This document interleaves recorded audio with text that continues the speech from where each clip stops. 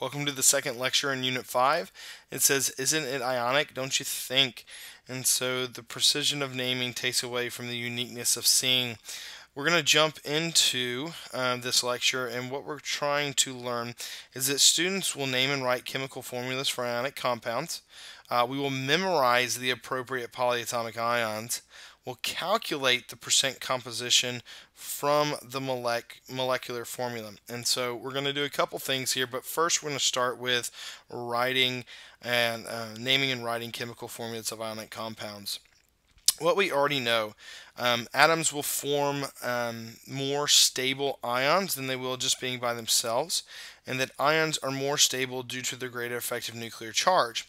And so since their effective nuclear charge becomes greater to that magic number of 8, they're more stable. Ionic substances have a higher conductivity, boiling point, and melting point than other substances. What we learned in the lab, that ionic substances can be identified by evaporating the water out of a hydrated crystal, and that the ratio of these can be used to identify an unknown. So, jumping into this, how to name and really write ionic compounds. Number one, we first write the cation, and second, we write the anion. And next step is the charge must balance out to be 0. We do this by a process called crisscross. So we're going to crisscross their charges. The prefix units are not used, so we never use mono, di, tri, tetrapenta, hexa, hepta, octa, nona, deca with ionic compounds. We'll use those with covalent, that's in the next unit, but right now we don't use prefixes. And number 5, if the cation is a transition metal, and this is a kind of tough thing to understand, if it's a transition metal, so that means it's group 3 through 12, the charge is specified with a Roman numeral. If the anion is an element, so if it's an element, then the end is replaced with IDE. So like oxide, nitride, phosphide, chloride, all of those things end in IDE. That's what we would do to an anion that is an element. So, how do we do this? Naming and really writing ionic compounds. So if we have a bond between lithium and oxygen, the first thing we do is we write lithium and then we write oxygen.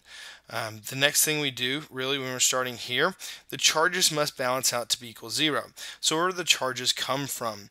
Well, these charges come from their oxidation numbers, which we learned in the last section. Remember that group 1 has a +1 oxidation number, so therefore it has a +1 charge. Oxygen is its oxidation number, since it's in group 16, is a -2 charge.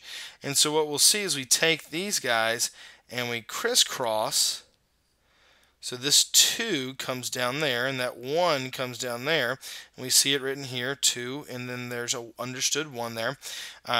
They come down. Now the reason why you don't see a positive or negative there is because by doing the crisscross, the charges balance out.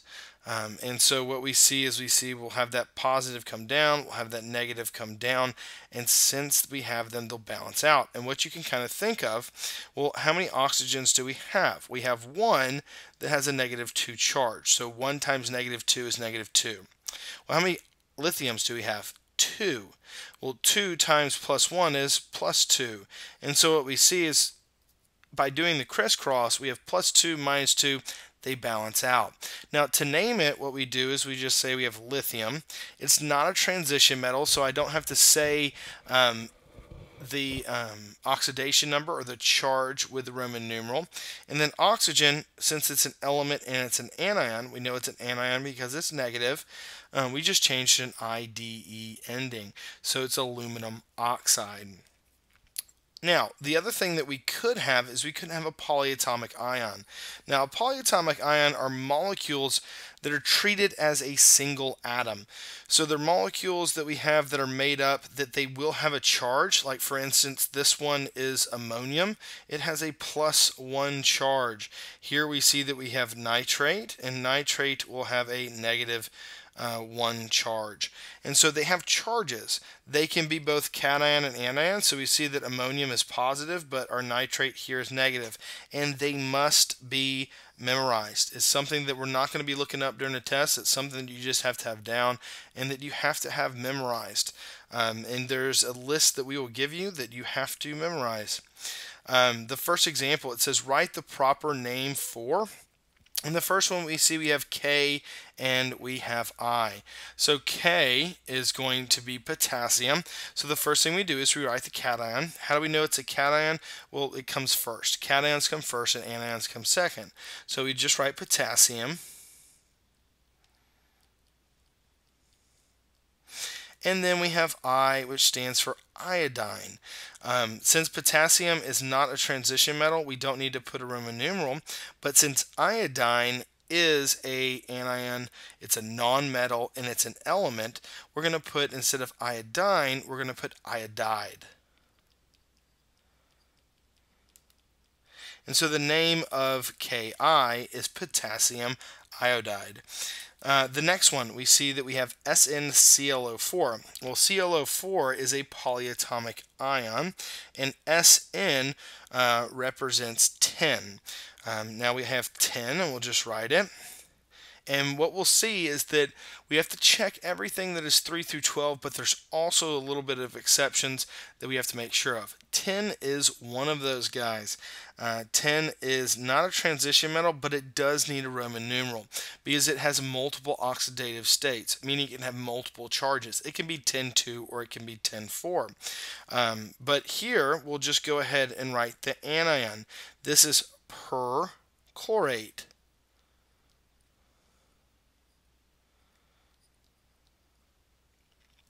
And we just write the anion. Now, to figure out what the charge of 10 is, all we do is we set the whole compound, since the whole thing is a 0 charge, we set 0 equals, and then we say we don't know 10's charge, so we'll just label it as X. We do know the charge of perchlorate, which is -1. And so what we'll do is go 1 times X is going to give us X, and then 4 times -1 is -4. And then we just solve for X, and X equals +4. So this will be 10, and we write the Roman numeral 4 perchlorate. Looking at our next example, it says write the correct molecular formula for, and we have barium oxide. So we have barium, which is Ba, and then oxide, which is O.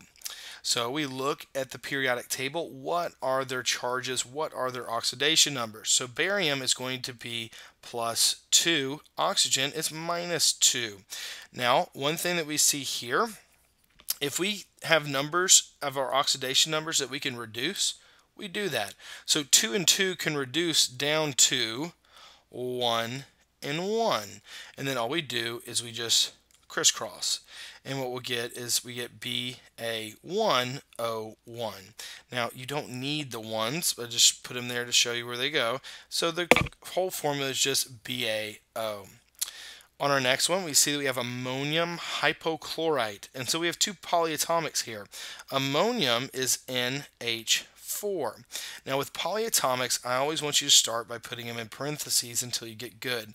So you have NH4, which is +1, hypochlorite, which is ClO, and it has a -1 charge. So we go ahead and we crisscross these guys, bring it down, and we get NH4 ClO1. And remember, you don't need the ones, so it's just NH4ClO. And that's ammonium hypochlorite.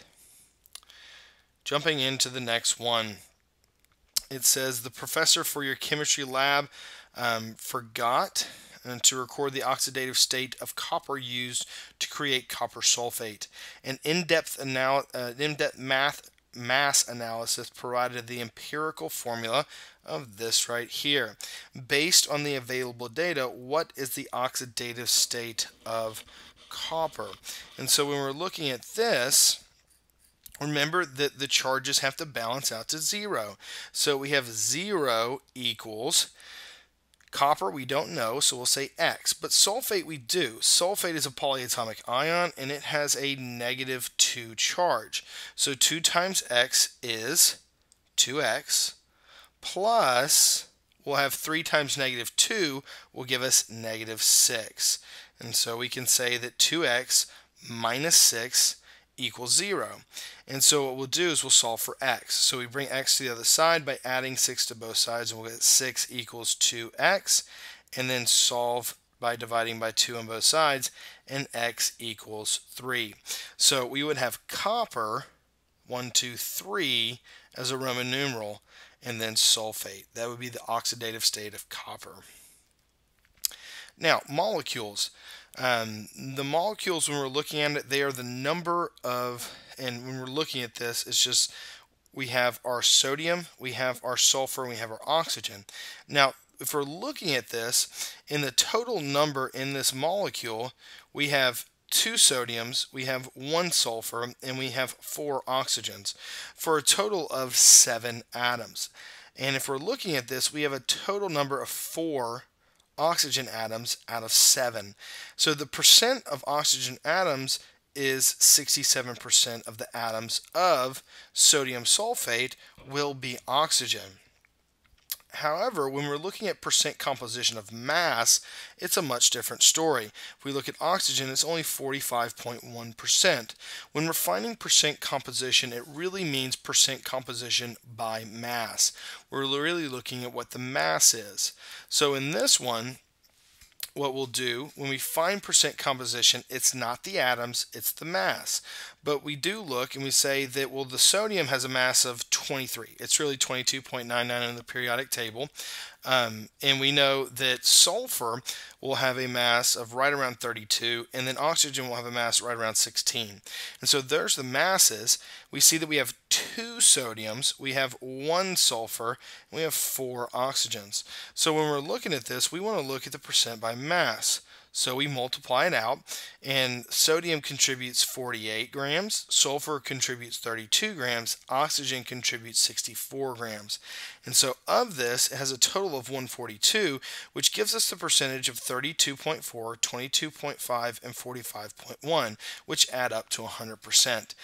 This is the percent composition. So when we talk about the percent composition, we're really talking about the percent composition of mass, not just the atoms.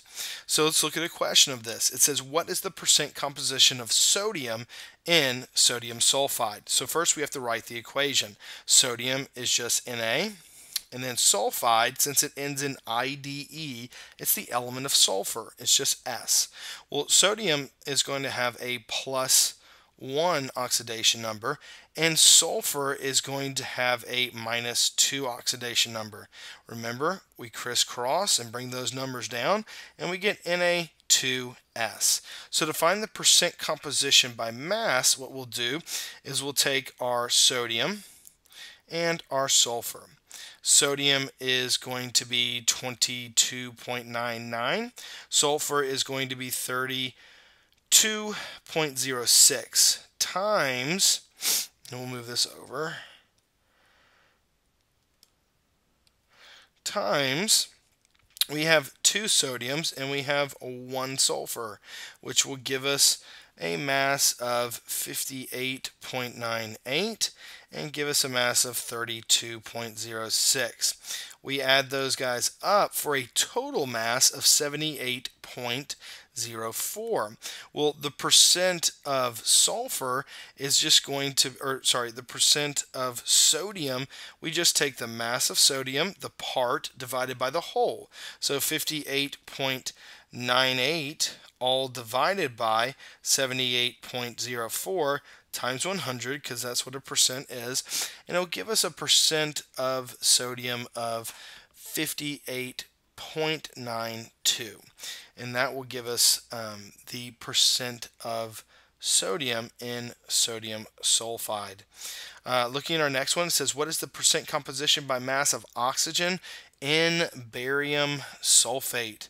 So when we're looking at this, we're looking at barium sulfate. So barium is Ba. Sulfate is a polyatomic ion. You can tell by the ending, it ends in 8. So sulfate is SO4. Barium is going to have a +2 charge, sulfate -2. And we see that they have the same, or a 2 and a 2, which can be reduced down to a 1 and a 1. So we just get BaSO4 because we just crisscross those 1s. So what we're trying to do is we're trying to find the percent composition of oxygen. So we have barium, we have sulfur, and oxygen. Barium is going to have a mass of 137.33, very large. And then sulfur is 32.06, and oxygen, rounded ever so nicely, is going to be 16.00. Times the amount that we have 1 barium, we have 1 sulfur, and we have 4 oxygens. And we get the total of each one of these guys, which, when we're looking at our barium, we should get 137.33, we get 32.06, and then we get 64.00 for a total of 233.39. And so we just want oxygen, so we take our 64 all divided by 233.39 times 100, and that'll give us a percent of 27.42% for our oxygen. Now, in the last one here, when we're looking at this, it says an ionic compound has the following composition by mass. We see that we have potassium, we have iodine, and we have oxygen. What is the formula of this ion? So when we're looking at this, one thing that we can think of when we're looking at it is that we can look at the AMUs of it. And so when we're looking at this, we can say that 18.3% of this is going to be potassium. So we can divide that by the AMUs, which, if in a single potassium, we'll have right around 39.1 AMUs. And then iodine, which is 59.3, will have 126.9 AMUs, and then oxygen 22.4, and it is right around 16 AMUs. And so this will give us, if we look at this, will give us 1 atom's worth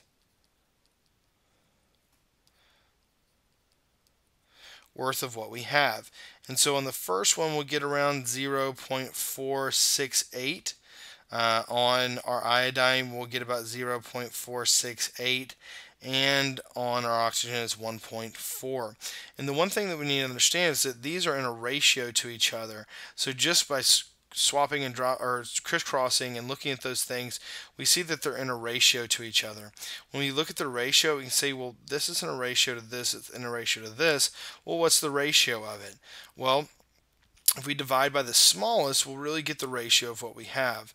So 0.468 divided by 0.468 and divided by 0.468. So if you divide these out, what we'll see is this is a 1, this is a 1, and this on our last one is going to be a 3. So it's a 1 to 3 ratio.